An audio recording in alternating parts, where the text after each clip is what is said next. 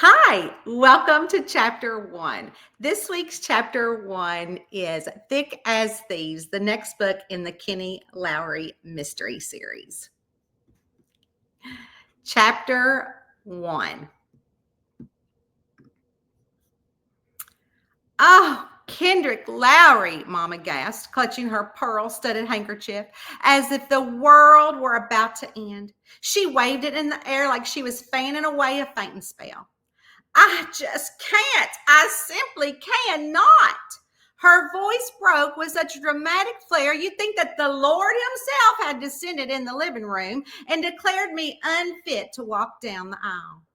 But I knew better. Mama could whip up a pity performance better than a preacher on a Sunday morning. And sure enough, the tears that had threatened to fall vanished quicker than a pat of butter on a hot biscuit. But I can. She popped right back up, her hands on her hips, and a victorious smile plastered across her face. Behind me, Georgia, a seamstress, adjusted her lopsided cat-eye glasses and let out a She didn't have to say a word for me to know she didn't agree with Mama, but no one in Cottonwood dared disagree with my Mama. Well, I reckon we could do a little tucking around the waist, Georgia finally said, squinting at me through the glasses perched vicariously upon her nose, and a lot of nipping around the breasts. I stared at her in horror as she made a slicing motion with her hand across my chest. Kenny certainly didn't get the Sim side of the family genes, she said.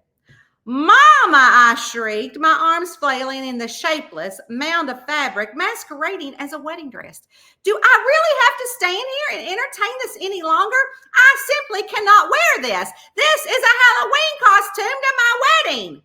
Georgia's eyes went so wide I thought she might faint, but Mama waved me off with a click of her tongue. Oh, hush now, Kenny. Georgia can work miracles, can't you, sugar? She asked. But she really didn't mean it in a question form. I mean, rather more like she expected Georgia to do what she suggested. And Georgia gulped so hard I could hear her throat creak. Well, I'll do what I can, but Georgia started to say, but that didn't matter to Mama. She was already poking and prodding the dress like she was auditioning for a spot on the project runway. I stood there letting Mama do whatever it was she was trying to make this dress look presentable in the shape it was in. And I glanced at Georgia's house, which I hadn't changed since I was a kid. The heavy scent of mothballs and the lavender sachets clung to the air, mixing with the faint whiff of fabric, glue, and thread. Georgia's ancient sewing machine sat in the corner on a crooked card table, surrounded by a fortress of fabric bolts. The walls were lined with faded photos of Georgia's ancestors, all staring disapprovingly at me like they could sense my complete lack of enthusiasm for this family heirloom of a dress. As a kid, I'd spent many afternoons in this very room in my Sunday school dresses, taken in, as Mama called it. Really, it was just Georgia adding unnecessary frills and lace that made me look like a bedspread from a Sears catalog. I could still remember the scratches of crinoline and the unbearable itch of hand-sewn pearls on the neck as my Mama tried to make me into some sort of Southern belle. I won't go into all the details on how she had thrown the biggest hissy fit this side of the Mississippi when I told her that I was going to be a police officer, then turned into our town sheriff. I mean, seriously, she took to bed for nearly a month over that one. And now here I was standing in the same spot years later, drowning in a yellow wedding dress that smelled faintly of cedar and disappointment. Calling all units, a crackly voice blasted through the old walkie-talkie clipped to the shoulder of my sheriff uniform that was laying in a pile on the floor. The familiar screech of static was followed by the unmistakable rasp of Betty Murphy, Cottonwood's one-woman dispatch team. Mama froze. Her hands gripped the hem of the dress as if she was personally insulted by the interruptions. Now, what in heaven's name? I stepped away, and Mama, still clinging to the hem, crawling on her knees to walk with me. Reaching down, I grabbed the shirt and hit the button on the side of the walkie-talkie, and it beeped. Go ahead, Betty, I sighed, already bracing for whatever drama was unfolding in town. Calling all units, Betty repeated, dragging out the words like a molasses on a cold day. There is an urgent matter down at the courthouse. Judge Blackwell, she paused, the sound of her shuffling papers cracking over the line. Judge Blackwell's been found. Oh, heavens, Kenny, deader than a possum on I-75. Over, she said. Mama gasped and clutched her chest as if she had been shot. The judge? Well, I never.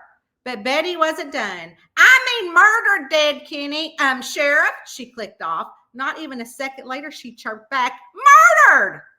On my way, I said after I hit the button to talk back, call down to Cottonwood Elementary and tell Vista Glenn that she needs to get Finn out of the library. He's down there for a read with the sheriff day and have him call me. 10-4, Betty chirped.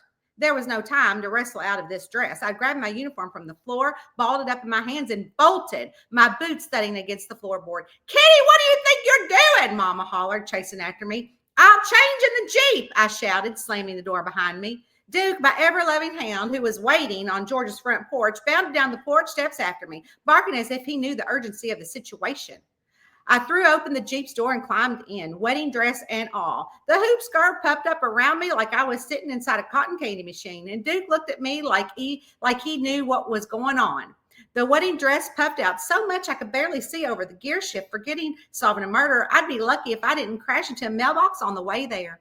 Lord help me, I muttered, jamming the key into the ignition. I can't even solve a murder without looking like Scarlett O'Hara on laundry day. Mama stood on the porch, her hands on her hips, shaking her head. Don't you ruin that dress, Kendrick Larry. 5 generations of Sim women wore that dress and not a single one of them got divorced, she hollered. As I sped down Lone Oak Drive, I glanced at Duke in the passenger seat. His floppy ears bounced with every bump in the road. He let out a long, soulful howl as we hit a pothole. Whether it was due to the urgency of the case or the ridiculous state of my wardrobe, I couldn't say.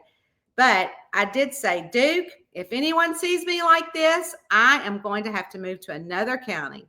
I gripped the wheel as I headed straight towards the courthouse. As you can see, it's kind of started off with a bang. Chapter 1. Thick as Thieves.